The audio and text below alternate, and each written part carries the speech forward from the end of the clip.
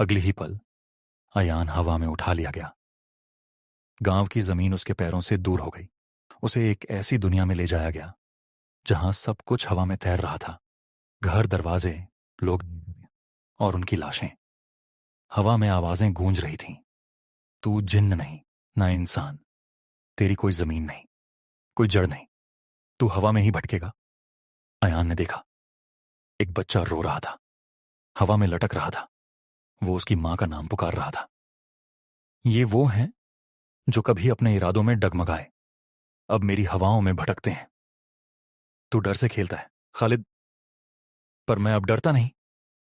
खालिद उल्सम ने अपनी उंगलियों को घुमाया और एक विशाल बवंडर अयान की ओर फेंका। अयान का शरीर टकराकर कई टुकड़ों में बंटने जैसा लगा, लेकिन बीबी अम्मी का तावीज उसकी छाती पर चमक उठा। एक रोशनी निकली जिसने बवंडर को चीर दिया।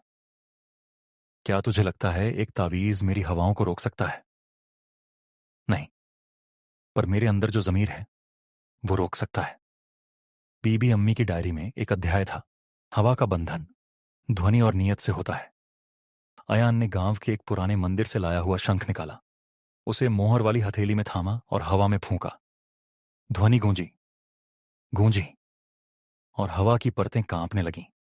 खालिद उल्सम चीखने लगा, ये ये ध्वनि, ये मुझे तोड़ रही है। अयान ने अंतिम बार शंख बजाया और हवा में तावीज घुमाया।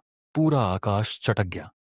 खालिद की चक्रवातें फटीं और उसका शरीर बादलों की तरह छिन्न भिन्न होकर ओझल हो गया। अयान जब जमीन पर लौटा तो महसूस हुआ हवा अब स्थिर थी।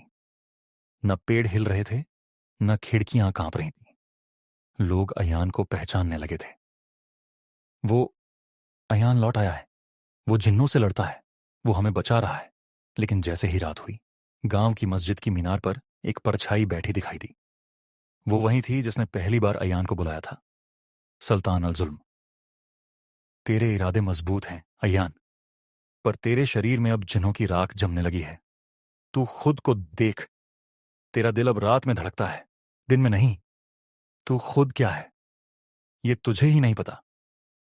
मुझे फर्क नहीं पड़ता मैं क्या हूं, फर्क इससे पड़ता है मैं क्या करता हूं। सुल्तान हंसा। अब तेरा अगला सामना होगा उस अफरीत से जो तेरे ही अंदर छिपा है। तैबर उल रूह, रक्त और हड्डियों का अफरीत।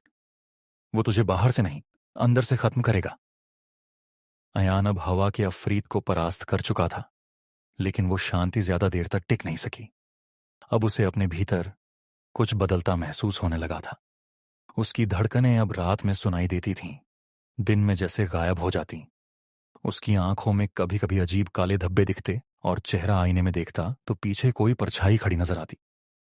फिर एक रात जब वह सोने ही वाला था, उसने खुद को अपने ही कमरे में खड़ा पाया, अपने सामने। और सामने खड़ा वह बोला, तू मुझे दबा सकता है पर मिटा नहीं सकता। मैं हूं तैबरुल रूह, तेरे रक्त का असली स्वरूप। बीबी अम्मी की डायरी में लिखा था। तैबरुल रूह अफरीत नहीं, वह एक छाया है। वह हर उस प्राणी में जागता है जो आधा इंसान, आधा रूहानी हो। वो बाहर से नहीं आता, वो भीतर से फूटता है। अभी यान का सबसे बड़ा शत्रु कोई और नहीं, बल्कि वो खुद था। मैं नहीं बनने दूंगा खुद को एक अफरीत, अयान बुदाया। पर उसकी हथेली की मोहर अब जलने लगी थी। उसके शरीर में खून के साथ कोई और ऊर्जा घूम रही थी, कोई जो सांस नहीं लेती पर हर विचार को घेर लेती है। अयान जंगल के एक छोर पर गया जहां बीबी अम्मी कभी साधना करती थीं। उसने खुद के चारों ओर रक्षा वृत्त खींचा और वहीं सुरा पड़ने लगा जो आत्मा को स्थिर रखने के लिए जानी जाती है। या हय्यू या कय्यूम, बिरहमतिका अस्तगीस। पर तभी भीतर से एक तेज चीख आई। उसकी आंखों में अंधकार फैल गया। सामने वही दूसरा अयान, पर अब उसकी आंखें सफेद और शरीर हड्डियों से ढका था। अब तेरा शरीर मेरा है, तुझसे बेहतर कोई रथ नहीं हो सकता। मैं अपनी रूह की कमान किसी को नहीं दूंगा। अयान अब पूरी तरह अपने मन के भीतर पहुंच चुका था। एक अंधेरी गुफा जिसके अंदर वो दृश्य थे जो उसने कभी साझा नहीं किए। अपनी मां की चीख, गांव वालों की नफरत और बीबी अम्मी की मौत का दृश्य। तैबरुल रूह ने कहा, ये तेरे डर हैं। जब तक ये जिंदा है मैं भी जिंदा रहूंगा। फिर मैं डर को खत्म कर दूंगा। अयान ने आंखें बंद की और याद किया। बीबी अम्मी की गोद, हाशिम की हिम्मत और वह बच्चा जिसने उसे रक्षक कहा था। इन यादों की रोशनी से गुफा कांपने लगी। अचानक उस काली परछाई ने चिल्लाते हुए अपना रूप खो दिया। अयान की मोहर अब जलती नहीं थी, चमकने लगी थी। तैबरुल रूह की परछाई ने अंतिम प्रयास किया। तू अगर मुझे मारेगा तो खुद का एक हिस्सा खो देगा। जो हिस्सा मुझे अधूरा बनाए उसका जाना ही ठीक है। अयान ने अपनी मोहर को छाती पर रखा और आत्मा के बीचों बीच दबा दिया। एक सफेद विस्फोट हुआ, गुफा उजली हो गई और तैबरुल रूह की परछाई हवा में उड़ गई। अयान जब उठकर खड़ा हुआ, अब वह वही इंसान नहीं था, न पूरी तरह मानव, न पूरी तरह जिन्न। उसने आईने में देखा, उसकी आंखें अब सामान्य थीं, लेकिन हथेली की मोहर अब एक नई आकृति में बदल चुकी थी। वृत्त के भीतर एक प्रकाश बिंदु। बीबी अम्मी की डायरी का अंतिम पन्ना उसी समय खुला। जब तैबरुल रूह नष्ट हो जाए तभी वारिसल नूर जागेगा, वह जो रूह, रक्त और रोशनी का एकमात्र सेतु होगा। अयान अब सिर्फ रक्षक नहीं था, वह अब उन सभी ताकतों का उत्तराधिकारी था जिन्हें वो कभी हराना चाहता था। अब तक 5 अफरीत नष्ट हो चुके थे, अब बाकी थे 2। मलिक अल तबिया, छाया और शाप का स्वामी। सुल्तान अल जुल्म, अंधकार और मृत्यु का सम्राट और सुल्तान अब सीधे अयान से मिलने आ रहा था। रात को अयान ने एक सपना देखा जिसमें वह एक सुनसान दरबार में खड़ा था। चारों ओर खाली सिंहासन और एक सिंहासन पर खुद सुल्तान बैठा था। 6 साल पहले मैंने तुम्हें इस राह पर भेजा था। आज तू तैयार है, लेकिन सवाल यह नहीं कि तू मुझे हरा पाएगा या नहीं, सवाल यह है कि तू खुद को बचा पाएगा या नहीं।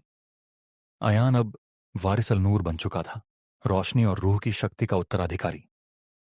उसने 5 अफरीतों को हराया था, मगर अब रह गए थे 2।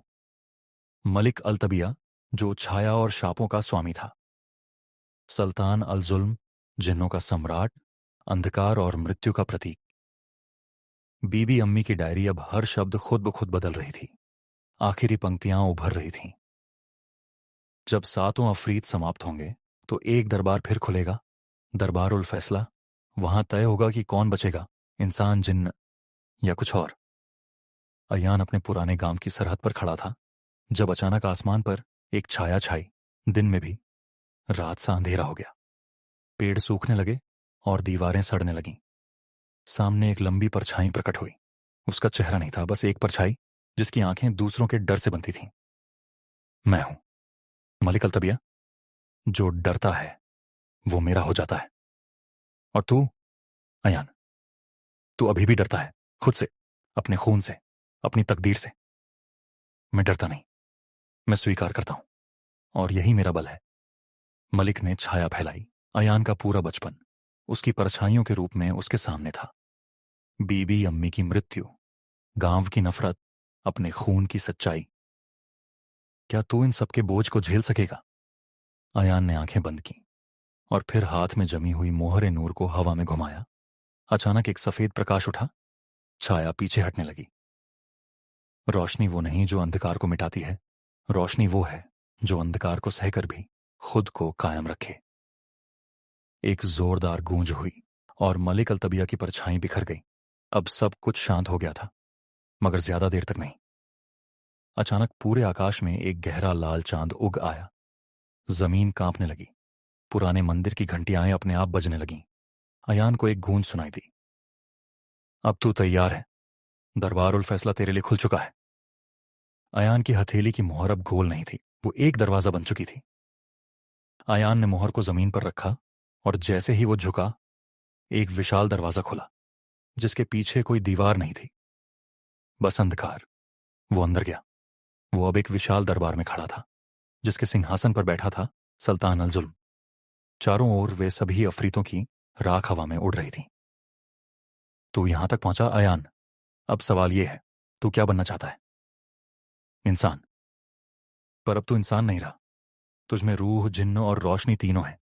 क्यों ना तू नया सुल्तान बन जाए? क्योंकि मेरा मकसद हुकूमत नहीं, रक्षा है। सुल्तान उठ खड़ा हुआ, उसके शरीर से अंधकार निकलने लगा जैसे आत्माओं का सैलाब हो। फिर ले मेरी परीक्षा अयान। अगर तू सच्चा वारिस है तो खुद को और इस दरबार को, दोनों को बचा। सुल्तान ने हवा, आग, रक्त, छाया सब एक साथ छोड़े। हर अफरीत की शक्ति उसमें समाई हुई थी। आयान अकेला था, पर उसकी पीठ पर बीबी अम्मी की छाया थी।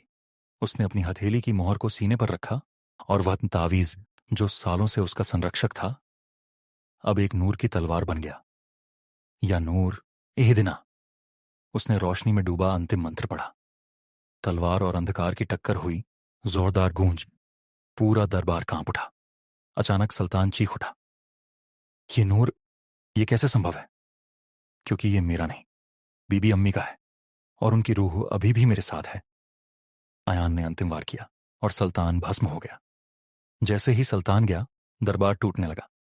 आयान को चक्कर आने लगे। वो गिरा और अंधकार में खो गया। जब उसे होश आया, वो फिर से गांव की पहाड़ी पर था। आसमान नीला था। पेड़ फिर हरे हो चुके थे। गांव के बच्चे खेल रहे थे। कोई नहीं जानता था कि वो कौन था, लेकिन बीबी अम्मी की कब्र पर अब लिखा था, यहां वो सोती हैं जिनकी रोशनी ने अंधकार के बेटे को भी रोशनी का वाहक बना दिया। अयान अब गांव में नहीं रहा। कुछ कहते हैं वो हिमालय की ओर निकल गया। कुछ कहते हैं अब भी वो रूहों को शांति देता है। पर हर साल एक रात गांव की मस्जिद से एक पुरानी अजान गूंजती है, और गांव के लोग कहते हैं वो वापस आया था, रक्षक जिन्न, इंसान के चेहरे में, नूर के वारिस के रूप में। समाप्त।